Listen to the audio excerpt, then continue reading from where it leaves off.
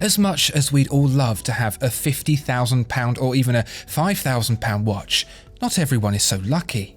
But that doesn't mean that those with just a few hundred to spend need go without, not at all. In fact, there are many brands a smaller budget can afford to enjoy, and we're going to be exploring as many as we can. To start, an Italian watchmaker that's not Panerai, Unimatic.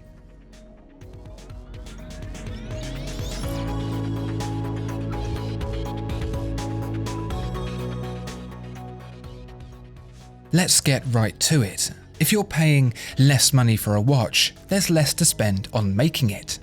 Bloated marketing budgets aside, paying big bucks for watches affords luxuries like hand finishing, in-house movements, the kind of details that make you look at a watch and say, ooh. But when you're paying around £500, the oohs become fewer and further between and can often disappear completely. This becomes even more apparent when the company selling those watches doesn't make very many of them. Think of Seiko. This is an organisation with over a century to its name, with factories that can produce very small parts to very high tolerances in very high numbers, and so you can pay £500 for a Seiko and get a nice, healthy dose of ooh. When you only make watches in the hundreds and not the hundreds of thousands, however, opportunities to extract the ooh begin to dry up. Making a handful of cases is expensive. Making a handful of dials is also expensive. Making a watch is expensive, let alone a good one.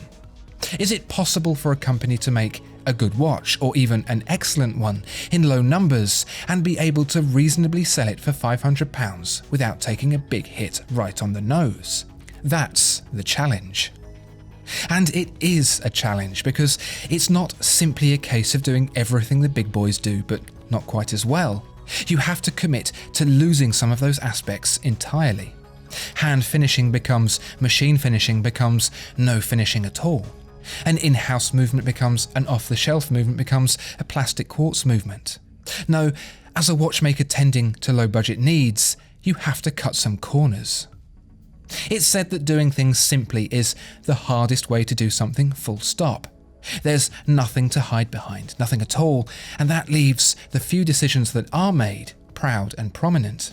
It's easy to make a complicated watch with a big budget. Well, it's not easy, it's more achievable, using clutter and chaos to bring interest and detail to increase appeal. Simplicity, on the other hand, requires more than budget. It needs a revelation. And so we come to the Italian watchmaker Unimatic. All its watches are limited runs, this U2-C amassing just 400 pieces total. It costs less than £450 and even comes with an additional black silicone strap to complement the beige Cordura one it comes fitted with. For a little more, there's the U1-EMN, stealthy in black, limited to just 200, again with a selection of straps included for the meagre asking price. The question is, can these Unimatic watches get anywhere close to ooh?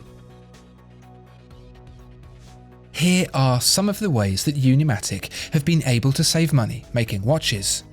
The round crown logo to start is easy to mill, whereas an asymmetric one would be trickier.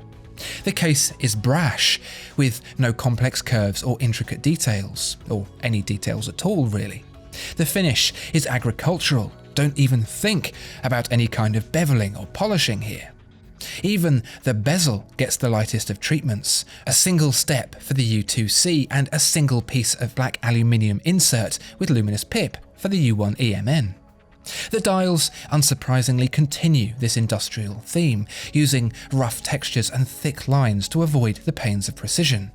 It's less like you're looking at a watch dial and more like a gauge of some sort, rugged, functional and durable. And the movements? Japanese, from Seiko to be precise, the NH35A. Overall, these watches get to be this cheap by completely avoiding being fine watches altogether. And you've got to admit, that seems bad. But is it?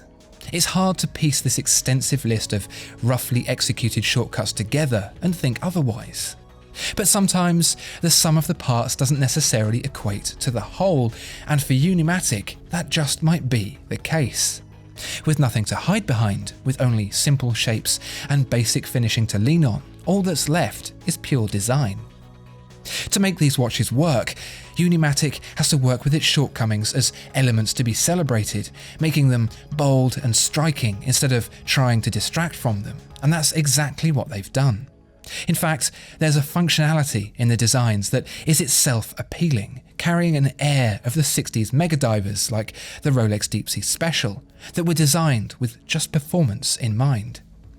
What you get is an unashamed sparsity that feels deliberate rather than forced, paring everything back not because of budget constraints, but because it's otherwise superfluous. And it's not superficial. Everything from the 300-meter water resistance to the generous application of luminous paint, the anti-reflective coating, and even the 120-click bezel on the U1-EMN all function to a standard expected of a watch that dares to be so bold. But because the design is unique, these Unimatic watches avoid coming across like homages. They're more akin to actual watches from the era that have been held in a time warp. Back then, a utilitarian diver had no need for frippery, and so the sea dwellers and plow-profs of the time were brutally simple and without adornment, just like these Unimatics. I'm no designer, but I know when something feels like it's being designed, made to give an impression but trying a bit too hard to do it. Unimatic has somehow avoided that trap, the U2-C offering the sense that it was arrived upon through reasons of practicality rather than aesthetic, decisions like the Seiko NH35A offering a sense of rugged reliability rather than outright economy. Even the U1-EMN, which is obviously styled with its black DLC case and minimalist bezel, it doesn't come across as try-hard, just an alternative to the original for those who might want something a bit extra. For a modest budget, Unimatic has done something very interesting. There are a lot of affordable watches, and many of them blend into each other, but here we have a take on the inexpensive that stands out in a unique way without being fussy and overcomplicated. These watches will never compete with those 10 times their cost, obviously, but do you know what? Comparing them like that misses the point entirely. What we want to know is, does this brand get an ooh from you? Let us know in the comments below. Discover more exceptional watches at watchfinder.co.uk. If you enjoyed this video, please like and subscribe. If there are any other watches you'd like to see reviewed, please let us know in the comments below.